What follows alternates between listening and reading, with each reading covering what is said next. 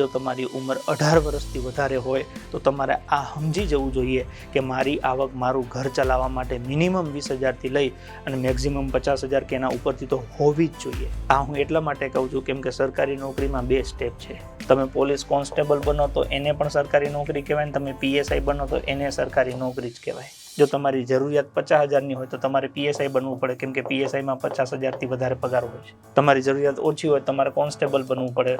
હવે તમારી જરૂરિયાત માની લો 50,000ની છે ને તમે કોન્સ્ટેબલની તૈયારી કરો છો તો મહિને 25,000ની આવક થશે, બાકીને પછી લાવશો ક્યાંથી? જીવશો કઈ રીતે? કાં તો પછી એવું થાય કે તમે નોકરી કરો ને તમારા ઘરના નોકરી કરે, 2ના પછી એમ કરીને 50 થાય. હવે 2 સવારે વયા જાઓ, સાંજે આવો પછી આની ધ્યાન કોણ રાખશે? એવું થાય કે તમે કમાઈને ભેગું કરીને બધાને જીવાડ દેશો પણ પછી આ જીવા જેવા નહીં રહે. 20 વર્ષ પછી તમે કેમ કે તમે ધ્યાન જ ન આપ્યું બાળકની જિંદગીમાં, એના ઉછેરમાં. આ બધા પ્રશ્નોને ધ્યાનમાં લઈને થોડુંક વિચારીને તૈયારી કરવી. જે ખાલી તૈયારી કરવા ખાતર ના કરશો પણ જીવનમાં શું શું પાસા સામે આવવાના છે એને ધ્યાનમાં રાખીને તૈયારી કરો.